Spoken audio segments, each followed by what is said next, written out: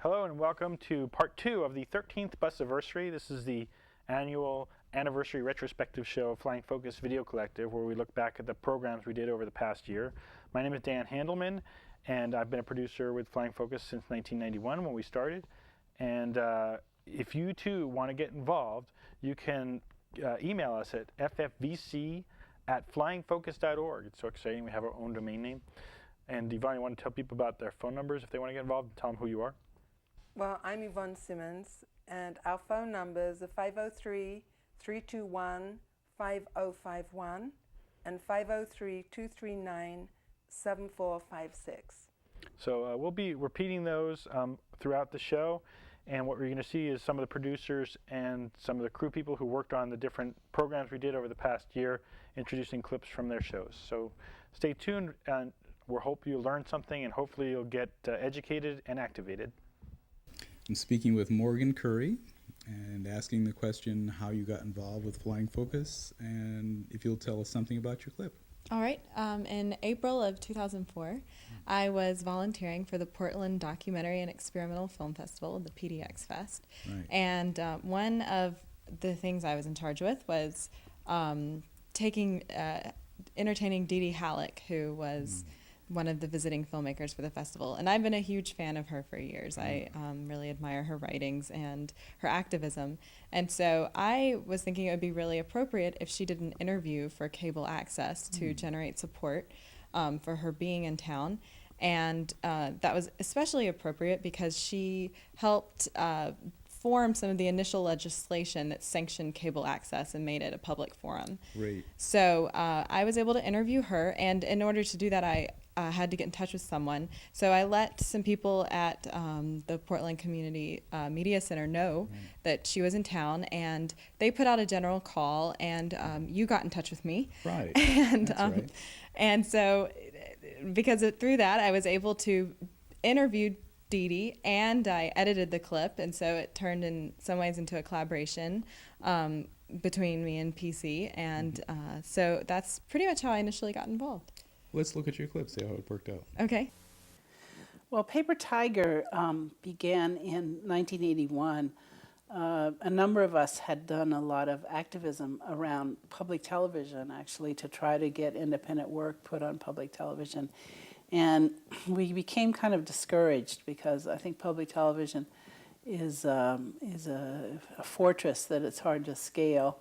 And we kind of put our sights instead on public access and trying to do good programming for public access. I think public access is an incredible resource that we have in this country, and it's one that's very much underutilized. And the more good programming we have, such as Flying Focus Productions and Paper Tiger, the better I think people will understand how important it is to keep it alive and well. But anyway, Paper Tiger began really through some sort of study groups that we had with Herbert Schiller, who was a communication professor who was teaching at the time at Hunter College. And he had written a book called The Mind Managers, which I still think is still a real classic. It was written in 1967, and it really predicts what's going on now, where you have this kind of vertical and horizontal integration of the communication business. So you have companies such as Disney and Time Warner basically controlling not only the productions, but the way these are shown and the television channels and also the billboards like Clear Channel, the kind of totality that these media corporations have. So Herb saw that very early on, that this was a trend that was happening, and so we decided to do some programs with him about the media. And you saw a clip just then from Morgan Currie. Good session we had. Now let's go to Barb Greene. Barb, can you tell us what this clip is that we have coming up?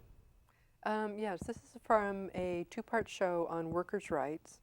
The first part is a demonstration for the janitors in the Portland Public Schools. All right, in the park. Mm-hmm. Terry Right, Funk. exactly. And the second part is the Freedom Ride that immigration workers did.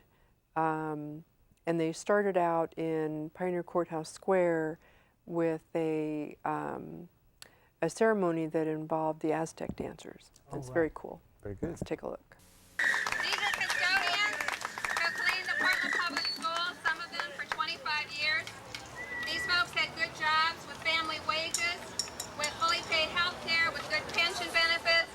And because the Portland School Board decided to save money on backs of workers, they are today unemployed, many of them. And they're angry. A lot of them have lost their homes, their cars, they've had marriages destroyed, and this is what happens when public services are contracted out.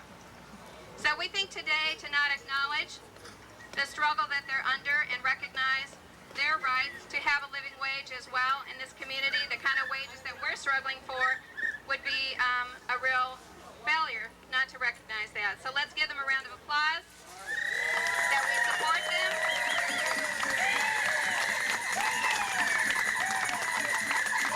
And we stand with them in their efforts to get back on their feet and to earn a decent wage. We pray these ways, and that's why we pray for the message to Washington, D.C. and to the whole world, that we should respect the old knowledge, the balance of the people with nature, that the earth, that the whole world must live in peace, because if we leave our children, we must give them the opportunity to enjoy, to be joyful at the things that they have.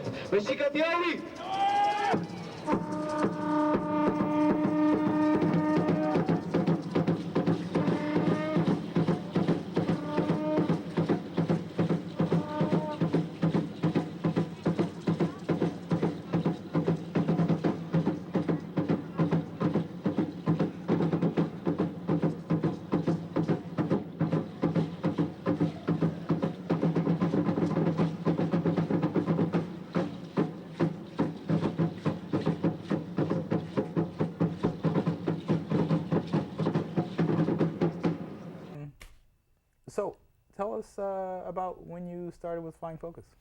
Well, it was really kind of cool. I hadn't been in town very long, perhaps a month. This was last October, and I was living in a place that had like 700 television stations, and I ran across some public access stuff, which I enjoy. And there was a number that came up, and I called, and here we are. That's great. It was perfect for me. I mean, I'm into technical media, and I'm also have a definite political perspective, and so it gave me the opportunity to combine some of my interests, and it's a great bunch of people that are part of it too. Thank you. So you were starting with a coverage this time of David K. Johnston? Yeah, well, David K. Johnston is a Pulitzer Prize-winning journalist who is currently employed with the New York Times. The taping session we did was at a community hall here that does a lot of politically informative events, and it was based on the content of a book of his called Perfectly Legal. It's really a scathing expose of the Bush administration's manipulation of the current tax code to the benefit of the extremely wealthy and to the costs of the rest of us. So he was a tax expert. Yes, actually, through self-education. We have a tax system that was designed for a national, industrial, wage economy. We are living increasingly in a global services asset world. If our tax system does not adjust and adapt, because we are the people who are in control ultimately, don't change our tax system to follow the economic order, this country will not continue to exist. Now that's a very jarring observation. And I'm sure some of you are thinking, boy, this guy's a nutcase, he's gone off the deep end. Every civilization that has lost its tax system does not exist anymore. Taxes are at the core of our democracy. Taxes should be taught in our colleges not to accounting and law students, but as liberal arts. Taxes are the system by which we decide how we are going to divide the burdens and the benefits of our society. They are the rules by which we talk about economic justice on their most basic and important level. And so when I have interviewed CEOs, particularly those who have been acolytes of Jack Welch, one of the things I'm struck by is that there's a word that you hear again and again and again as they tell you about the glorious accomplishments of their companies. I. Not 15,300 people, not the person who stayed late or the one who didn't see their soccer game so that the project could get done on time, their kid's soccer game, so the project could get done on time. I. Our Constitution, in the preamble, talks about creating our Constitution for the common good. That's what we're trying to achieve, a common good. That doesn't mean everybody gets the same result, but it means that's our objective. Now, we did not, interestingly, I believe, create the country to be wealthy. We created America to be free. Phyllis Bennis was in town, and we had it covered by Daniel and Frank Mahoney on camera. And asking questions this time was Fragran from Kebu Notoriety. Mm-hmm. And what was going on in the tape? Tell us a little bit about the clip. Well, Phyllis Bennis is a fellow of the Institute for Policy Studies, and her field of expertise is in international law. She had a speaking engagement at Reed College and also an interview with Per Fragran at another location on a different day, which we put together into one show. She explains basically the conflict of the Israeli-Palestinian conflict and the American presence in that conflict through the manipulation and really disdain for international law. This is a moment of extreme danger, I think, for us as Americans and for people who live in this country, as well as for the rest of the world. It's a moment of fear of the rise of empire that we're seeing, and potentially a moment of hope that there are some ways that that drive towards empire might be challenged. What we're seeing today in global terms is a set of policies carried out by this administration that are reckless, unsafe, and unfair, and as a result are very, very dangerous. We are seeing the implementation of a policy that could lead to permanent war, a policy that is based on lies, based on hypocrisy, based on exaggeration, and based, at the end of the day, on the hope that American people will somehow forget how to think. This is an administration for whom fear has been a very good friend. They have relied on fear to convince us that the policies of perpetual war, what is sometimes called preemptive war, but isn't really, it's really preventive war. You know, to be preemptive, you have to have an emptive there. You have to have something that you're preempting. And as we know, this was not a preemptive war. For many years, the three linchpins of U.S. policy in the Middle East has been interests in stability and oil and Israel. And those three things have shifted around at various times. At some periods, one or the other has been primary, and the other two have slid back a little bit. But the three together have always been at the root of what the U.S. is interested in that very important and volatile and rich region. This next clip is from a show featuring Peretz Kidron, who's an Israeli Refusenik. He refused to do service for the Israeli army in the 1980s when they were going into Lebanon, and he has written a book about Refuseniks who have refused to serve in the West Bank and Gaza Strip in the occupied territories of the occupied Palestinian territories. And he came to Portland to talk about the subject. And Will Seaman, who's an activist all about town, who works with KBU, the Portland Peaceful Response Coalition, quite a number of other organizations, taped this for us. And we thank Will. This is his second or third show with Flying Focus. And this is actually the second of three shows that we had about the Israeli-Palestinian conflict on the video bus this year. And it's really important for us to be looking at this subject from different points of view. So this is an Israeli's point of view. The underlying concept of the Refusenik, it's the concept of the thinking soldier. It's the exact opposite of cog in the wheel or robot or the most terrible words you can ever hear. I was just a soldier. I was just obeying orders. As a Jew, I find it intolerable to hear that put forward as an excuse by a Jewish soldier. Hamas and Islamic Jihad were created under Israeli occupation. The Israeli occupation came about in 1967. The first suicide bombers struck in 1992, 25 years later. Hamas, Islamic Jihad were created under Israeli occupation as resistance to Israeli occupation. I think I've explained what occupation is. Occupation is an act of violence, and violence by nature evokes counter-violence. Every people, any people under occupation will resist. One can argue about the form of the resistance, and I have a lot of criticism of the Palestinian resistance, the way the Palestinians resist. And some of these organizations commit acts which are reprehensible and morally totally unacceptable, which also, by the way, shoot the Palestinians themselves in the foot because they have pushed the Israeli population, large parts of it, into the arms of people like Ariel Sharon. Now, I can't vouch that every individual member of Hamas or Islamic Jihad or the other Palestinian organizations will gladly lay down his arms if and when the occupation ends. I'm convinced that a majority of them are interested in peaceful coexistence. We're going to talk to Barb now about a different perspective on the Palestinian situation. This is from whose perspective?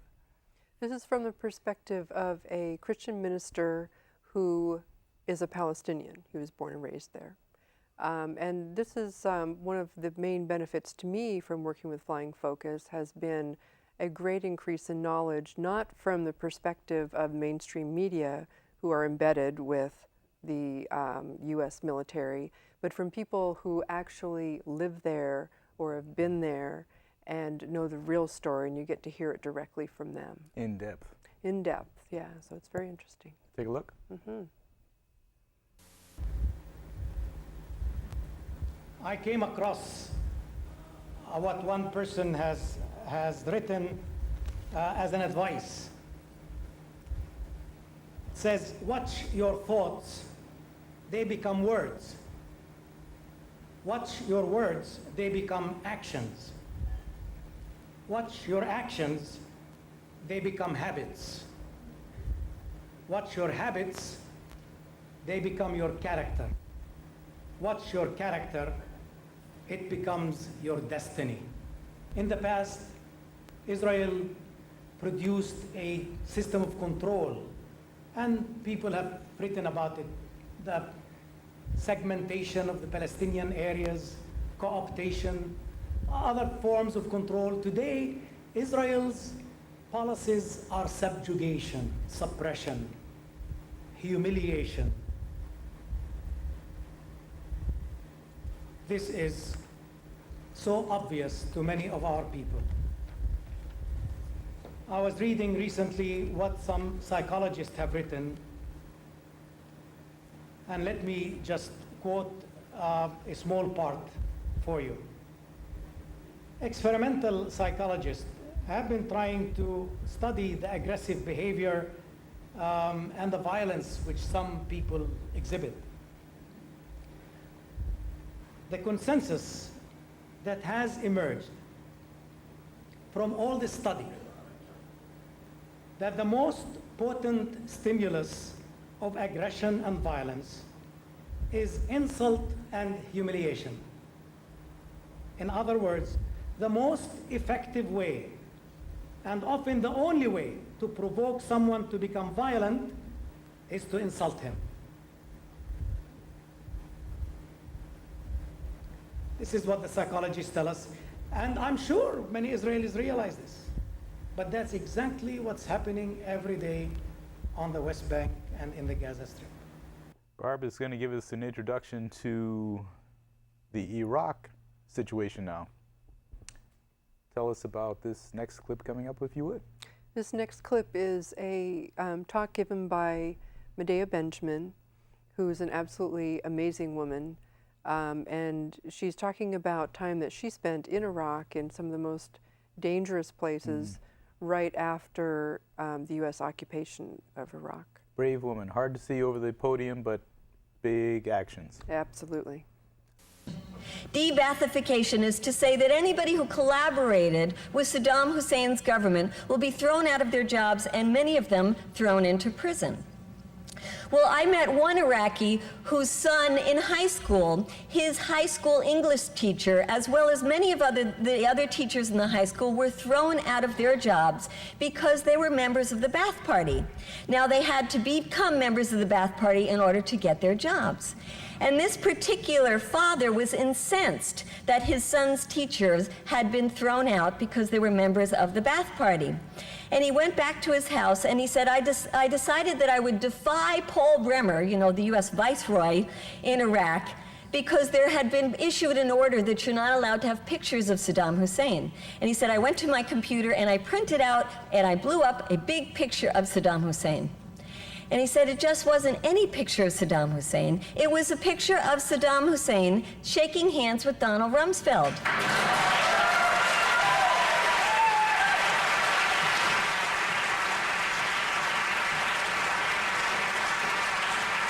He said, my son's English teacher never had a chance to read a report by Amnesty International or Human Rights Watch to know what was going on inside Iraq. But Donald Rumsfeld did. In fact, you could read any Amnesty, Human Rights, or even a State Department report, 1980, 1981, 1982, and read about the oppression of Saddam Hussein. And then in 1983, here comes Donald Rumsfeld at the height of the oppression of Saddam Hussein, and shakes hands and says, this is a man that we can work with.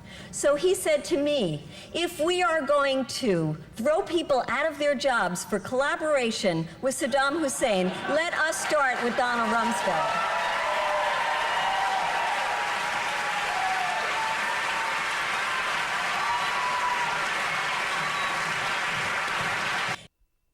All right, so now we're going to talk a little bit more about the occupation of Iraq. We had some people come from the American Friends Service Committee who had actually spent 10 months in Baghdad working for peace there, and they came to the Multnomah Friends Meeting House and showed some slides, and a man named Ed Groff from Vancouver taped the slides for us, and Daniel Goldman actually helped tape that program. So do you want to say anything about this? Well, it was an interesting thing. There was quite a turnout there. This little place that I had a hard time finding, and I was really surprised by the amount of people. And you could see by the hosts, their experiences shone through them. I admired their dedication to do something like that. Yeah. All right. Well, so we're going to take a little look at the two people, Mary and Rick, who spent the time in Baghdad, and a little bit of the people that they met when they were over there. And this is before the handover, the alleged end of the occupation, which was in June of 2004, but we all know the occupation continues today. Over the time we've been in Iraq, we have had many Iraqis tell us that the anti-war movement in the United States and around the world was significant importance to them, because for too many years they felt that the world had totally forgotten them. During the years of sanctions, they truly believed that the world had abandoned them. So the anti-war movement gave them great hope. Iraq has a shortfall of approximately 1.4 million housing units. This is a UNDP statistic from before the war. They have a significant housing shortage. And so a lot of people are homeless right now. In Baghdad alone, there are over 70,000 identified homeless people living in bombed out, burned out structures. We're going to show you some pictures. Let's call them faces of Iraq, faces of the Iraqi people. If we see Iraqis as we see members of our own family, we move closer to a place of peace in a world of justice. People ask us what we're doing there.